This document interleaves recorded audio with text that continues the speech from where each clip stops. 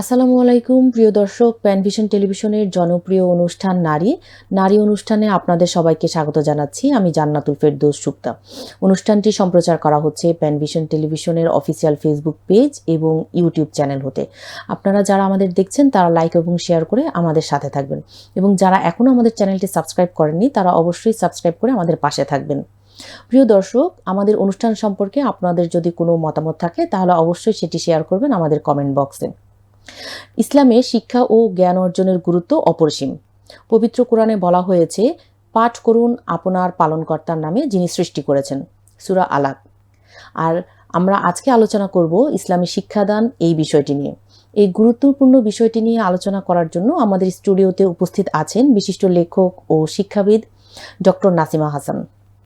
বিষয়টি নিয়ে আলোচনা করার জন্য আমরা যাচ্ছি নাসিমা হাসান আপার কাছে। আসসালামু আলাইকুম আপা। ওয়ালাইকুম আসসালাম ওয়া রাহমাতুল্লাহ। আপা কেমন আছেন? আল্লাহর রহমতে ভালো আছি। আপা, আমরা আজকে ইসলামী শিক্ষাদান, শিক্ষণ পদ্ধতি এই সম্পর্কে একটু আলোচনা করতে চাচ্ছি, জানতে চাচ্ছি আপনার কাছ থেকে।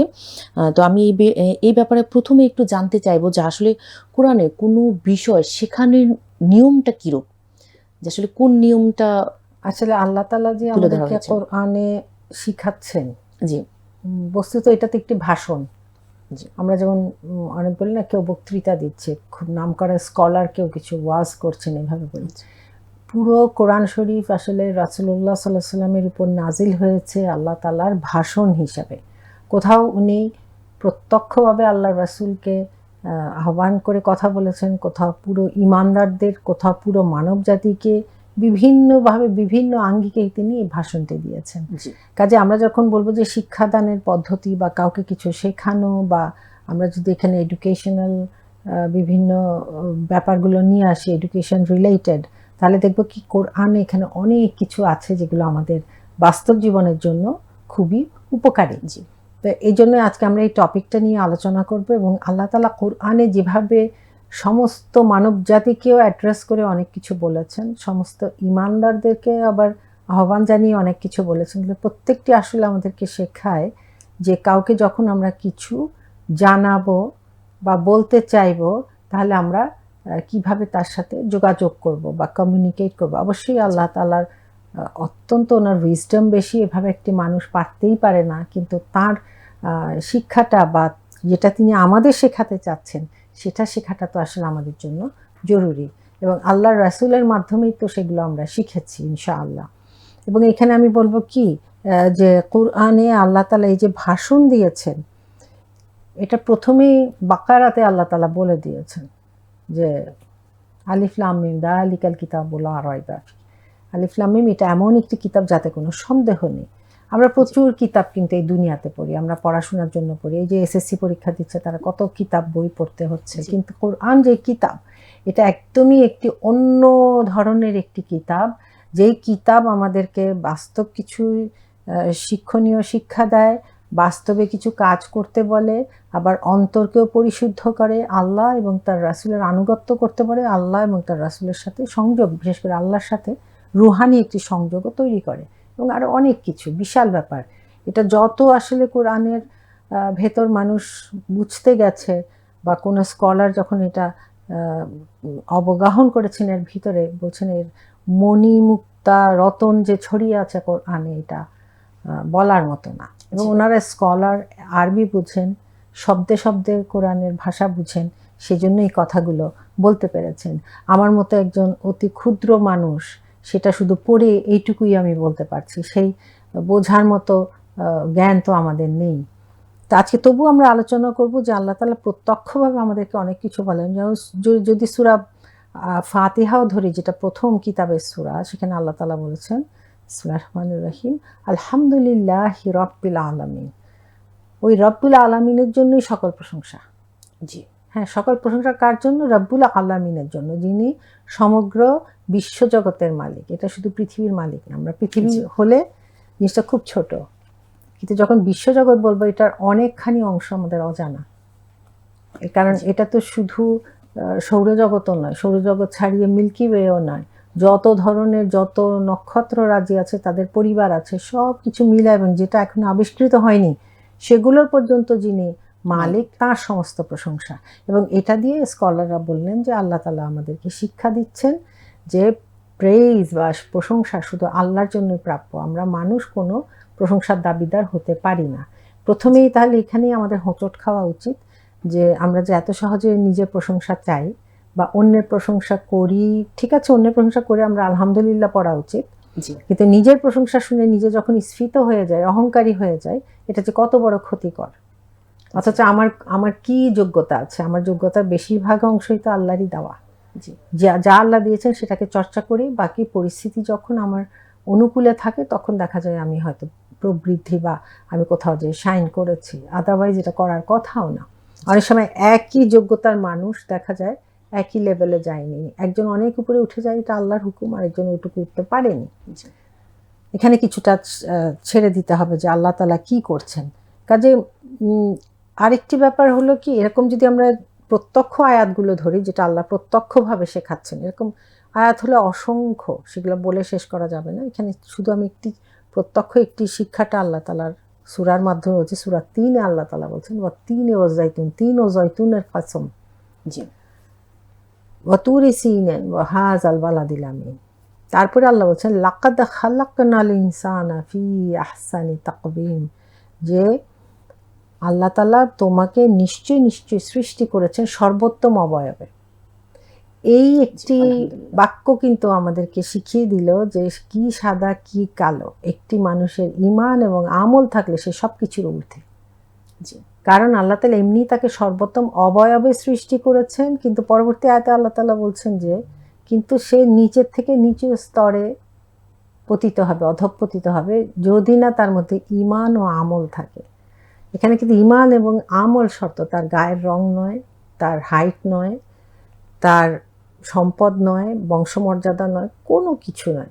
অথচ ঠিক তার উল্টোগুলো, এগুলো আমি যেগুলো উল্লেখ করলাম যে নয়, সেই নাবাচক জিনিসগুলো নিয়েই আমরা সবচেয়ে বেশি ব্যস্ত থাকি, অহংকার করি, একজন আরেকজনের উপর হেয় করি, অত্যাচার করি। সাদা কালোর অত্যাচার তো বলে শেষ করা যাবে না। সেটা আমরা রাসূল সাল্লাল্লাহু আলাইহি ওয়াসাল্লামের যুগেও দেখেছি, সেই আমেরিকার হিস্ট্রিতেও আমরা দেখতে পাই, মানে অমানবিক।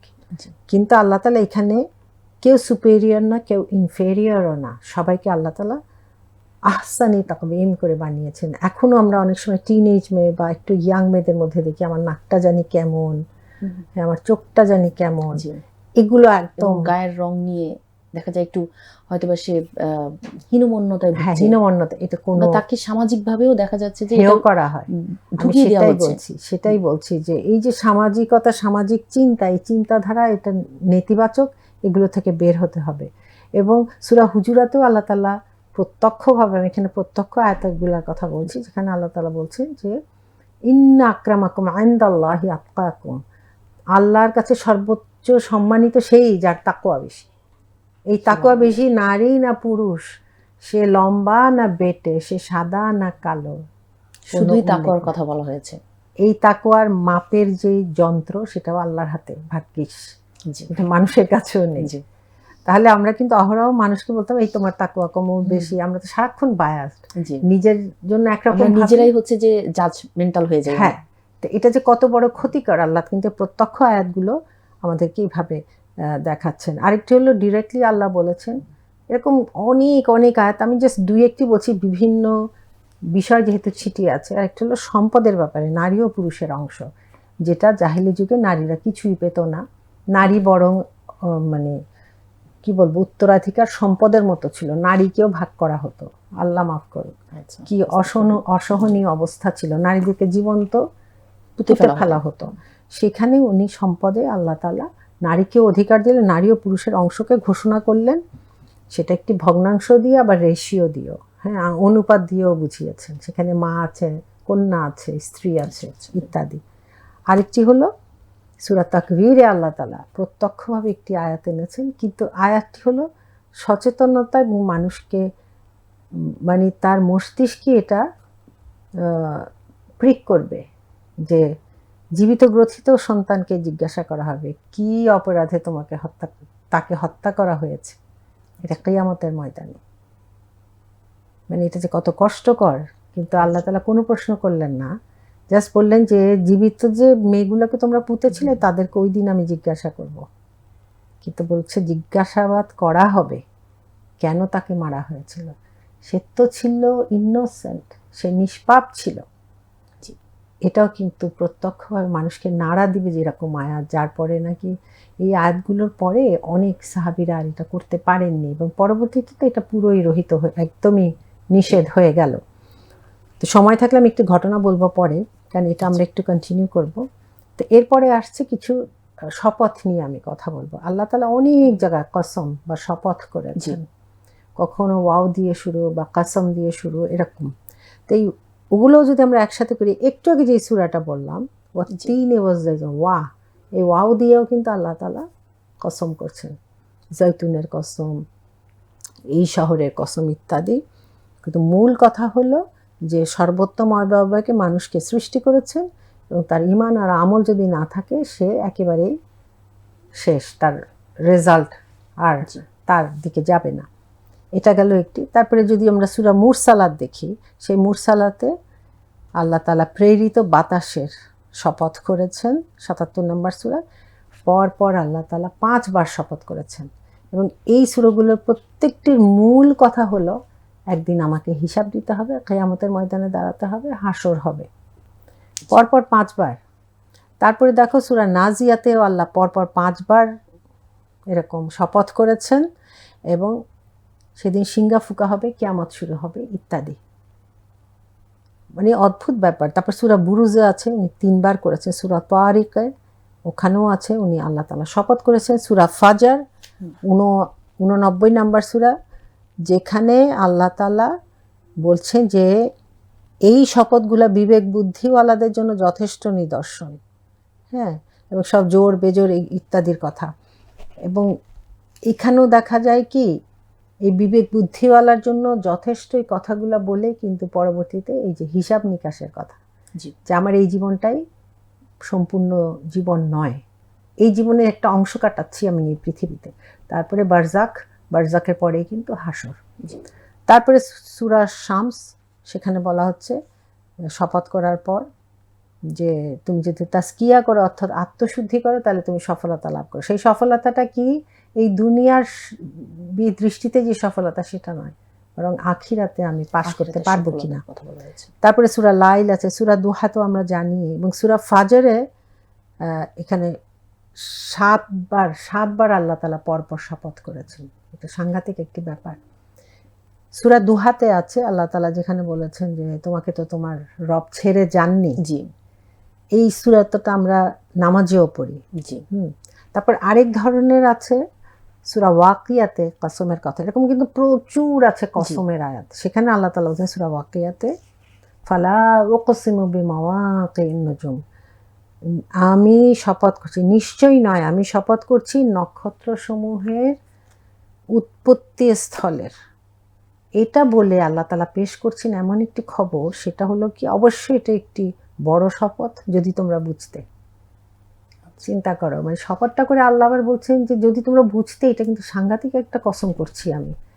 তারপরে আল্লাহ বলছেন নিশ্চয়ই এটা একটি সম্মানিত কোরআন এবং এটি রয়েছে সুরক্ষিত কিতাবে, যা রব্বুল আলামিনের কাছ থেকে এসেছে।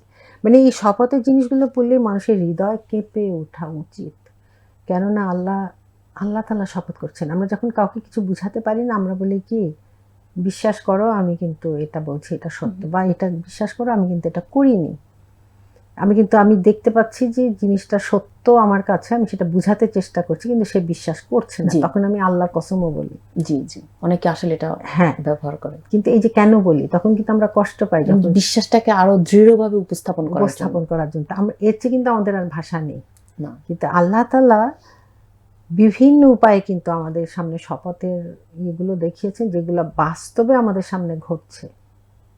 হ্যাঁ, জি, আকাশের কথা, বেজোর রাতের কথা, নক্ষত্রের কথা, কিছু বাদ নেই। এই যে কসমগুলো করছেন, কেন করছেন? কারণ ওনার মহব্বত আছে এই মানুষের, দুনিয়ার মানুষের প্রতি, যাতে তারা জাহান্নামের গর্তে যে পড়ে না যায়। কাজে আমাদের এই যে বুঝে বুঝে কোরআন পড়াটা অনেক জরুরি। আর শপথ করছেন আল্লাহ তাআলা নিজে, এটা যদি আমরা হৃদয়ে একবার অনুভব করতে চেষ্টা করি, তাহলে আল্লাহর কাছে শুধু সিজদা দিয়েই ক্ষান্ত হব না, আমরা ঈমান আনবো এবং আমরা অবশ্যই সেই হাসরের ময়দানের কি জবাব দিব এটার জন্য, কারণ নিজেদেরকে তৈরি করবো ইনশাআল্লাহ। অবশ্যই। তো এটা গেল শপথের ব্যাপারে ইনশাআল্লাহ। ধন্যবাদ আপা, আসলে খুব সুন্দর করে আলোচনা করেছেন যে এই যে এইভাবে করে শপথ এসেছে, আমরা আসলে পড়ছি সূরাগুলো পড়ছি যে হ্যাঁ এখানে এই জিনিসটার কসম করা হয়েছে বা এই শপথটা করা হয়েছে, কিন্তু আসলে ওভাবে উপলব্ধি করা হয়নি। এখন আপনার সাথে আসলে আলোচনা করার পরে আমার মনে হচ্ছে যে না, আমি আরো বেশি উপলব্ধি করতে পারছি। ধন্যবাদ আপনাকে এই প্রশ্নটার করার জন্য, উত্তর দেওয়ার জন্য। আমার আরেকটা ব্যাপারে একটু হচ্ছে যে জানার আছে, যেহেতু আপনি শপথের কথা বলছিলেন, এখানে হচ্ছে যে আল্লাহ তাআলা কোরআনে দেখা হয়েছে যে দেখেছি আমরা যে বিভিন্ন ধরনের উপমা ব্যবহার করেছেন শেখানোর জন্য। তো এই যে শেখানোর জন্য উপমাগুলো ব্যবহার করা হয়েছে, এই সম্পর্কে যদি একটু কিছু জি আমাদের সাথে একটু আলোচনা আসলে করতেন। উপমা কিন্তু আমরা আমাদের জীবনেও বাচ্চাদের ব্যাপারেও বলি, কিছু শেখানোর সময় স্কুলেও এটা করা হয়, বিভিন্ন সাহিত্যে আছে। আল্লাহ তাআলাও কিন্তু ব্যতিক্রম রাখেননি, তিনিও সুন্দর করে উপমা দিয়েও মানুষকে বুঝিয়েছে। অনেক সময় উপমা দিলে মানুষের মনে অন্যভাবে গেঁথে যায়, অর্থাৎ কোরআন ব্যাপারটা হয় যে মানে শেখানোটা একটু সহজ হয় আমাদের জন্য, বা সহজ হয়, বোঝা হয়, অথবা তার চিন্তাটা আরো শক্তিশালী হয়। হ্যাঁ, কারণ এক ধরনের না বলে আল্লাহ বিভিন্ন আঙ্গিকে পেশ করেছেন, যে আল্লাহর একত্ববাদ, রিসালাত, আখিরাত, এগুলো যাতে আমার হৃদয়ে গেঁথে যায়। এখন আমরা দেখেছি শপথ করে করে আল্লাহ কতবার এটা বলেছেন। এখন উপমার সাহায্যে কি বলেছেন, শুধু দানের কথাটা যদি ধরি, সূরা বাকারায় আল্লাহ তাআলা বলছেন, দেখো যে যারা আল্লাহর পথে নিজ সম্পদ ব্যয় করে তাদের উপমা হলো একটি শস্য বীজ, যা বপন করলে তা থেকে বের হয় 7টি শীষ, প্রতিটি শীষে বিকশিত হয় 100 করে শস্যদানা। আল্লাহ যাকে চান এমনি করে বহুগুণ বর্ধিত করে দেন। সুবহানাল্লাহ। মানে কি হৃদয়টা ভরে যায় যে 7 থেকে 700 গুণ বর্ধিত করবেন। তুমি যদি 1 টাকাও দান করো সেই মহব্বতের সাথে, আমার হয়তো আর ইনকামই নেই, আমি 10টা টাকা বের করতে আমার কষ্ট হয়, কিন্তু আমি দিলাম, আর আল্লাহ তখন বললেন এই আয়াতটা। এটা তো মানে যে দান করছে সে তো আর মানুষকে বলে বলে করবে না, সে আল্লাহর জন্য করবে, এবং আল্লাহ লজ্জিত হবেন না, বরং আমরাই লজ্জা পাই যে আচ্ছা ও তো 2 টাকা দিয়েছে, আমি কিন্তু এত হাজার দিয়েছি। এই যে জিনিসটা, এটা তো দরকার নেই, কারণ আল্লাহ যাচাই করবেন কারটা কিভাবে কবুল করেছেন, কিন্তু আল্লাহ সেই দানকে বর্ধিত করবেন ওনার ইচ্ছা অনুযায়ী 7 থেকে 700 গুণ। এই বিশ্বাস নিয়ে আমাদের দানটা করতে হবে। এটা কখনোই একের বদলে এক হয় না। জি, যতটুকুই কাজে দানে আমাদেরকে, আমাদের সন্তানদের, আমাদের পরিবার সহ আমাদের উদ্বুদ্ধ হতে হবে, আমরা যাতে প্রতি মাসে বা প্রতি সপ্তাহে অল্প কিছু হলেও দান করি। আমরা একটি বাক্স রাখতে পারি বা একটি ব্যাগ রাখতে পারি, সাদাকা ব্যাগ, জি, রেখে দিলাম, ওখানে 20 টাকা হোক, আমার সন্তানদের টিফিনের টাকা ওরা যদি বাঁচিয়ে রাখতে চায় সেটা হোক, বা ঈদই পেয়েছে সেখান থেকে হোক। এই যে শেখানোটা, এটা খুব জরুরি। আরেকটি হলো কি, সূরা আনকাবুতে আল্লাহ তাআলা বলছেন 29 নম্বর সূরার 41 নম্বর, ওটা ছিল দানেরটা, ছিল বাকারার 261 নম্বর।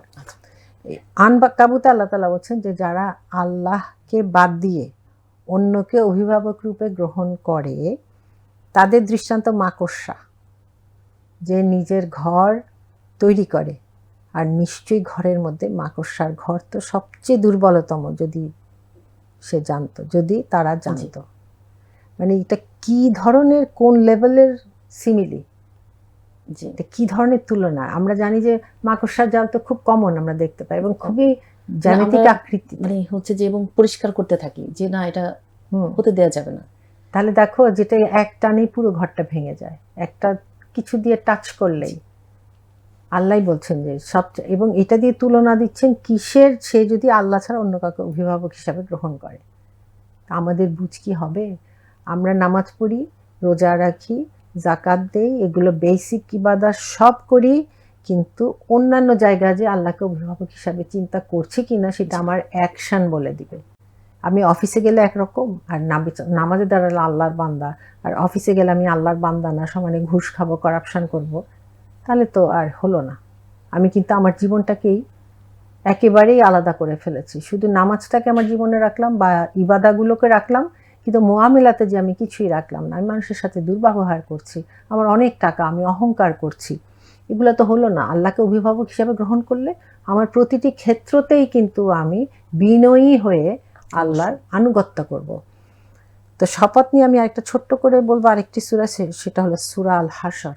সূরা আল হাশরের 21 নম্বর আয়াত, যেখানে আল্লাহ তাআলা বলছেন, এটা আরবিটা অনেকেই নামাজে পড়েন এরকম, লাউ আনজালনা হাযাল কুরআন আলা জাবালিন লারাইতাহু খাশিয়াম মুতাসাদ্দিয়াম মিন খাশিয়াতিল্লাহ। যদি আমরা এই কুরআনকে কোনো পাহাড়ের উপর অবতীর্ণ করতাম, তবে তুমি সেটাকে দেখতে আল্লাহর ভয়ে এসে দীর্ণ বিদীর্ণ হয়ে পড়েছে।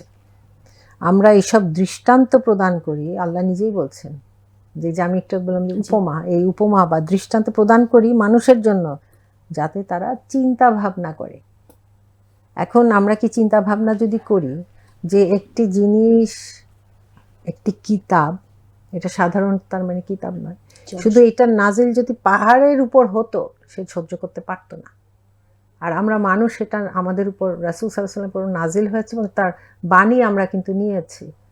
আমরা কি নিশ্চিন্তে ঘুরে বেড়াচ্ছি, না আছে আমাদের মধ্যে সেই বিনয়, না আছে সেই আনুগত্য, না উপলব্ধি। সেই উপলব্ধি ঘটানোর জন্য আল্লাহ নাড়া দিয়ে বলছেন যে তুমি যদি বুঝতে, যে যাদের বুদ্ধি শুদ্ধি আছে তাদের জন্য এটা একটা উপমা, যে পাহাড়টাই বিদীর্ণ হয়ে বিনয়ী হয়ে চুরচুর হয়ে ভেঙে পড়তো।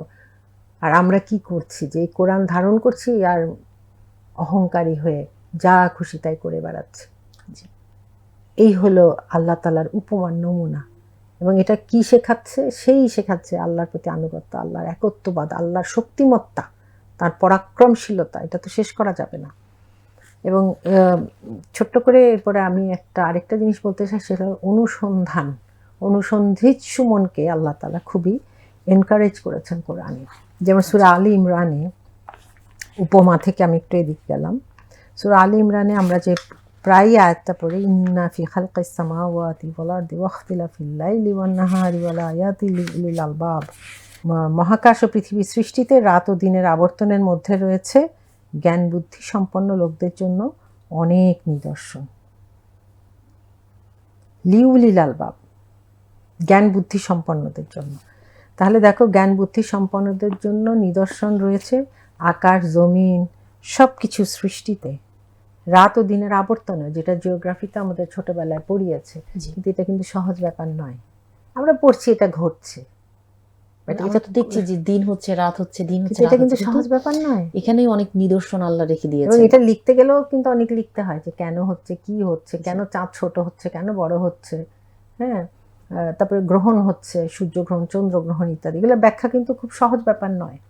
আমরা পড়তে পড়তে মনে হচ্ছে আচ্ছা এটা তো হয়। প্রকৃতি এই যে জিনিসগুলো আমাদের দেখায়, এটা চিন্তার উপকরণ, যে জ্ঞান বুদ্ধি সম্পন্নদের। এবং এটার জন্যই কি হয়, পরবর্তীতে যে সত্যি যারা আসলে আল্লাহর জিকিরে দাঁড়িয়ে বসে শুয়ে চিন্তা ফিকির করে, এ মহাকাশ এবং পৃথিবীর সৃষ্টি নিয়ে চিন্তা করে, তখন তারা কিন্তু বলে, হে আমার রব, তুমি তো এসব অনর্থক সৃষ্টি করনি। এই এই এই ঘোষণাটা তাদের চলে আসে, হৃদয়টা বলতে থাকে যে আল্লাহ, তুমি তো আকাশ জমিন এমনি এমনি সৃষ্টি করনি ভাই, এমনি এমনি দিন রাত হচ্ছে না। হ্যাঁ, এটা নিয়ে সে চিন্তা করে, কারণ চিন্তাটাও এক ধরনের ইবাদা। আরেকটি আল্লাহ তাআলা চিন্তা, আমি এখানে আসলে সব আয়াত তো আর বলতে পারবো না, আমি আল্লাহ তাআলার একজন নগণ্য বান্দা, কিন্তু আমার কাছে খুব চিন্তা মনে হচ্ছে, এগুলো আমাদের চিন্তা করে করে পড়া উচিত। আরেকটি সূরা ওয়াকিয়াতে আল্লাহ তাআলা বলছেন যে তোমরা যে পানি পান করো, সেটা কি চিন্তা করে দেখেছো? আমি চাইলে এটাকে তিক্ত লবণাক্ত করে দিতে পারি, তবুও কি তোমরা শুকরগুজার করবে না? তো ব্যাপারটা হলো কি, সমুদ্রের পানির টেস্ট আমরা জানি। সমুদ্রের পানিটা যদি জাস্ট কল্পনা কেউ যদি করে যে পুরো দুনিয়াতেই সমুদ্রের পানি, সুপেয় পানি নাই, এটা শুধু সুপেয় বানাতে আমাদের যে কষ্টটা হতো, আদৌ করা কতটুকু যেত, এটা একটি বিশাল ব্যাপার। তারপর ট্যাপ খুললেই যে আমরা ভালো পানিটা পাই, এটাও যদি লবণাক্ততা থাকতো, কুলি করা, মুখ ধোয়া অসম্ভব হয়ে পড়তো। কারণ এটা তো আমাদের চামড়া বা কোনো কিছুর জন্য এটা সুইটেবল না, রান্না করতে পারতাম না, জি, সব কিছুতেই লবণাক্ততা হয়ে যেত। এই যে জিনিসটাকে পিউরিফাই করা, এটাই তো প্রায় মানুষের জীবনের অর্ধেক হায়াত চলে যাবে। আল্লাহ তাআলা কত সুযোগ দিয়েছেন, যে তোমরা কি চিন্তা করে দেখেছো পানিটা পান করে এটা কি আমি পাঠাই নাকি তোমরা তৈরি করো? এটাও আছে এই আয়াতটার ভেতরে। এই যে কতগুলো ব্যাপার, এগুলো হলো চিন্তা গবেষণা করতে আল্লাহ তাআলা উদ্বুদ্ধ করছেন। তারপর বীজের কথা আছে সূরা বাকিয়াতে, যে যে যে বীজ বপন করি এবং যে চারা গাছটা বের হয়, এটা কি তোমরা করো নাকি আমি করি? সত্যিই তো, এই নরম একটি বীজ, কত ছোট থাকে বীজটি, যখন একটি বীজ আমরা রোপণ করি সেটা মাটিকে ভেদ করে বের হয়ে আসে, এটা কিন্তু তার কোনো শক্তি থাকার কথা না। এটা আল্লাহ তাআলা প্রাকৃতিকভাবে করেন তার ফেরেশতা দিয়ে। সেই গাছটি ছোট, যখন গাছটি বের হয় আমরা কতটাকে সংরক্ষণ করতে চেষ্টা করি যাতে কোনো মুরগি, হাঁস বা বাচ্চারা কেউ মারিয়ে না দেয়, গাছটা মারা যাবে কারণ খুবই কচি থাকে। তো এখানেও আমাদের জন্য নিদর্শন। তারপর আছে সূরা ইয়াসিন। সূরা ইয়াসিনের আরেকটা বলে শেষ করতে চেষ্টা করব। বিসমিল্লাহির রহমানির রহিম। আল্লাহ তাআলা বলেন, ওয়া আয়াতুল লাহুমুল আরদু মাইতাতু আহয়ানাহা ওয়া আখরাজনা মিনহা হাব্বান ফামিনহু ইয়াকুলুন। তাদের জন্য একটি নিদর্শন হলো মৃত জমিন, আমরা তাকে জীবিত করি, মানে সঞ্জীবিত করি পানি ঢেলে আর কি, তা থেকে বের করে আনি শস্য যা থেকে তোমরা খাও, আর সৃষ্টি করি খেজুর আঙ্গুরের বাগান, আর দেই ঝর্ণা। এটা তো গেল, এটা নিদর্শন। তারপরে আবার আরেকটি নিদর্শন বলছেন 37 নম্বর আয়াতে, যে রাত তা থেকে আমরা অপসারিত করি দিনের আলো, তখন তারা নিমজ্জিত হয়ে পড়ে অন্ধকারে, কারণ তখন অন্ধকার হয়ে যায়। তো এইভাবে আল্লাহ তাআলা কিন্তু সূর্যের কথা বলেছেন, চাঁদের কথা বলেছেন, সব কিছুর কথা বলেছেন। তো এই যে মাটিকে আল্লাহ সঞ্জীবিত করেন, আমাদেরকে খাদ্য সরবরাহ করছেন, আকাশে চাঁদ দিয়েছেন, তারা দিয়েছেন দিক নির্দেশনা, আলো ইত্যাদির জন্য, এই অনুসন্ধান করতে যে আমরা একটি উত্তর শুধু পাবো, এর পিছনে রয়েছেন সেই মহান পরাক্রমশালী আল্লাহ তাআলা।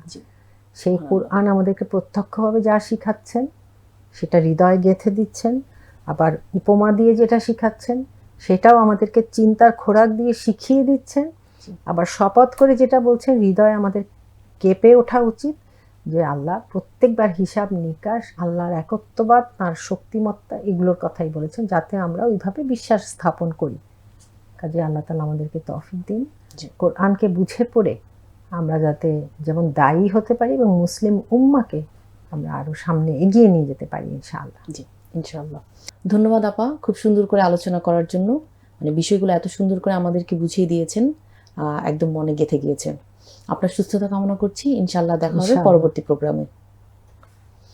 প্রিয় দর্শক, আমরা আলোচনা করছিলাম ইসলামী শিক্ষাদান এই বিষয়টি নিয়ে। আপনাদের যদি কোনো কিছু জানবার থাকে তাহলে অবশ্যই আমাদের সাথে কমেন্ট বক্সে কমেন্টে জানাবেন। প্রিয় দর্শক, আপনাদের সাথে আমাদের দেখা হবে পরবর্তী প্রোগ্রামে অন্য কোনো বিষয় নিয়ে। সে পর্যন্ত আপনাদের সকলের সুস্থতা কামনা করছি। আসসালামু আলাইকুম ওয়া রাহমাতুল্লাহ।